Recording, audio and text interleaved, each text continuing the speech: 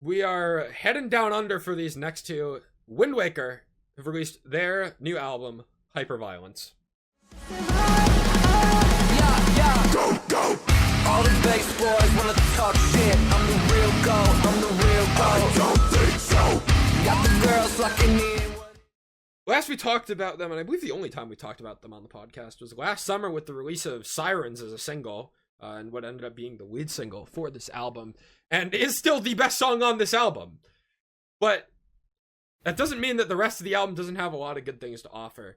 We haven't talked about any other recent singles from this year or late last year, but I found myself really enjoying a lot of the songs on here. I think Infinity is a really solid opening track. Sirens, obviously, being my favorite on here. Break the Rules has a really unique sound to it that it does a lot of genre blending, and I think is probably the most successful song on the album at blending all the sort of styles that Wind Waker's trying to blend here. And being called Break the Rules, kind of on the nose with like all the genre blending that they're doing as well. Like they're breaking the rules, breaking the stereotypical guitars and bass only sort of thing with the weird electronic drop and chorus that Break the Rules has. And I found it really fun. I found Villain and Get Out to be better than I remembered as singles. And then the back half of the album, which is all brand new songs, other than Haunting Me, I found them all to be really solid songs. And even though I haven't spent a ton of time with this album, every time I go back to it, I'm thoroughly impressed with everything that I've heard, especially given how underwhelming and how little impact their debut album from 2 years ago left me. I'm kind of in the same boat. I don't know if I'd say Sirens is the best song, but it's up there. And I really love, especially towards the end of the album, we get a lot of experimentation. I think it starts around Vertigo. Yeah. And I was really surprised because I kind of went into this album like, okay, people are talking about this. I don't really know what this band is about. I've heard Sirens before, and I don't think I followed any of the other singles. But I was very pleasantly surprised about just like they tried it, didn't hit always, but it was really all over the place, and I kind of enjoyed it for being like that. Yeah. I mean, a lot of different dynamics between both instrumentally and vocally. Just a lot of harsh switches between clean vocals to unclean vocals to it's kind of like almost like mumbling words sometimes to the instrumentation with all the blends of the super heavy metalcore riffs to slower moments, and then all the electronic synths that I previously mentioned. Like there's a lot of variety on this album, and I think generally for the most part they succeed in making it all work. There really aren't that many instances I can think of where the experimentation takes me out of the experience. Yeah, I agree. I kind of wish I had more to say on the back half, because obviously the rest of the singles I've had in my playlist for a while now at this point.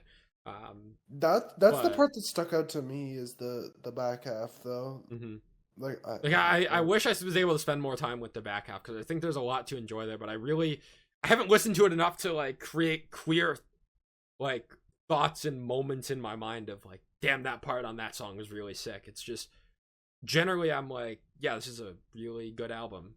I thoroughly enjoyed it. Definitely a step up.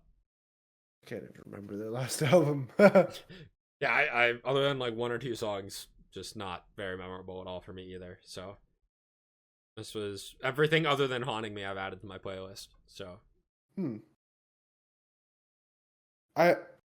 Julia as a closer didn't really do anything for me. I think it was okay. Yeah, I wouldn't say it's the best closer ever. It does. I mean, now that I just played it in my ears right now, it does give a little bit of. It does give me closer vibes. Honestly, yeah, it's a very slow song, and it almost feels a little out of place given everything else that's there. But I think it works.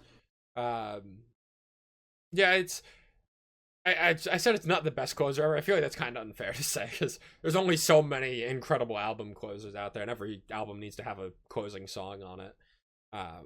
But I think it works. It like sets the tone. It wraps up the album experience in a solid way, I would say. The classic kind of slow, emotional vocal delivery send off. Derek, I don't know if you listened to this or not. I did. You did? I didn't like it. Oh yeah.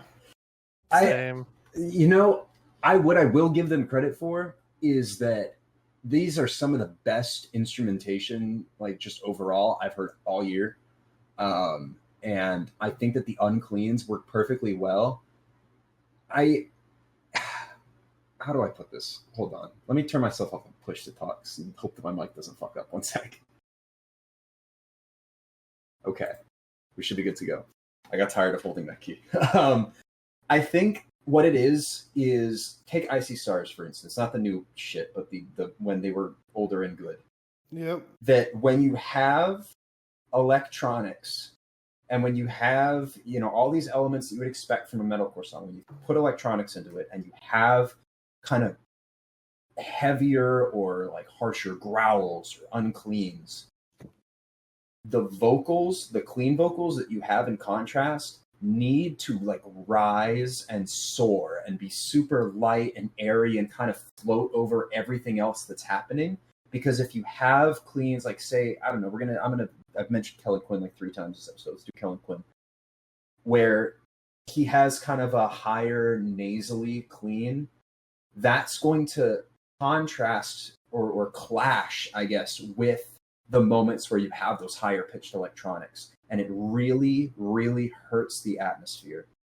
And for all the high upper ends on this album, and I saved a couple of these songs. I think I saved 5 of them. I couldn't tell you which 5 they were, but like I did enjoy some moments on this album where this didn't happen. It just, the cleans came in, and they're not even bad. I just don't think that they work as well as they could with instrumentation like this.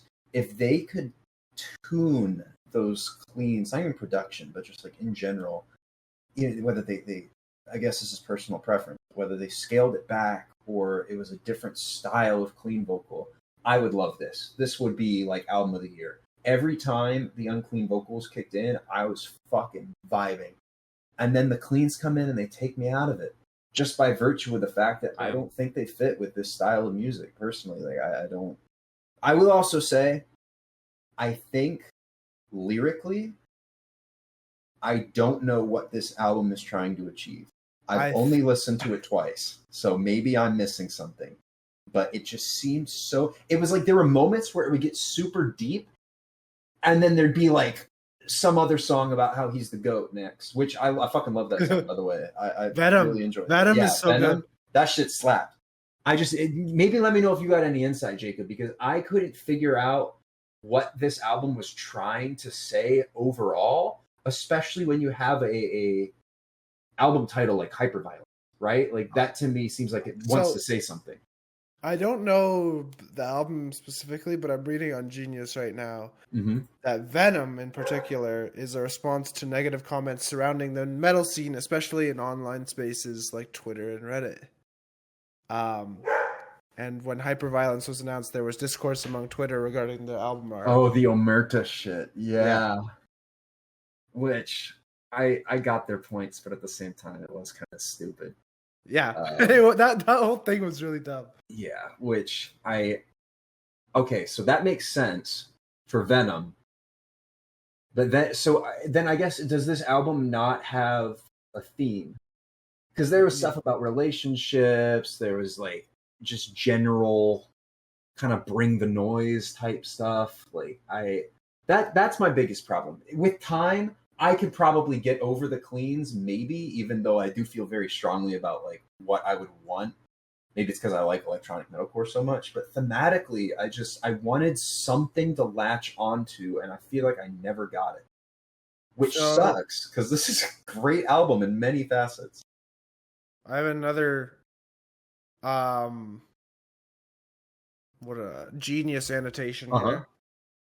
Haunting Me is kind of an interlude where it kind of like serves as like separating the album into two halves. Okay. Which I because that's like when they get experimental, right? Mm-hmm. Yeah. So I that kind of there's a Discord AMA apparently. I wish I could find it, but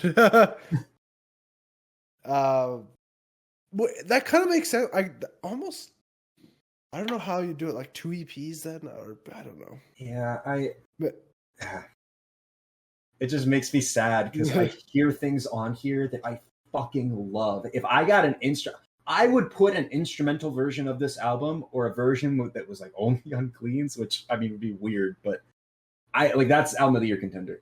I think that's why I'm so upset about it, is because this could have been something so much more for me, and I feel like it just falls short in two really key areas, which at some point does come down to personal preference. But yeah, it was a little frustrating listening to this because I'm like, fuck, like the points that I think. Let me see, what did I save? I saved 5 songs: Fractured State of Mind, Villain. Oh no, I saved 6. Fractured State of Mind, Villain, Venom, Haunting Me, Hypnotized. Wait, no, that's 5. I lied. So like those 5 songs to me were things where everything came together and I was really, really in it, and then I just got taken out of it by one thing or another at some point. And it pissed me off because it was like 1 moment per song, and I was like, no, we were doing so good. Please. yeah, I don't think Me when I'm enjoying a Dance Gavin Dance song and then John Mess comes in during the bridge. During the bridge, 2.5 minutes into a song. I think for me, honestly, that this I'm not in it for. When I listen to this album, I don't think I'm. It doesn't feel like an album to me. It just feels like a bunch of songs, and I enjoy what I can take, add them to playlists, and then probably never return to the album as a whole. But I will enjoy the songs that I've saved. I actually don't even think there's a bad song on here, honestly. No, I would agree with you. I think it really is just individual moments that prevented me from like playlisting them, but I don't think there are any bad songs on here at all, which makes it even more frustrating. I can't even say this shit is bad because it's not. No, it keeps me optimistic of what they can do in the future. Maybe Album 3, here's hoping.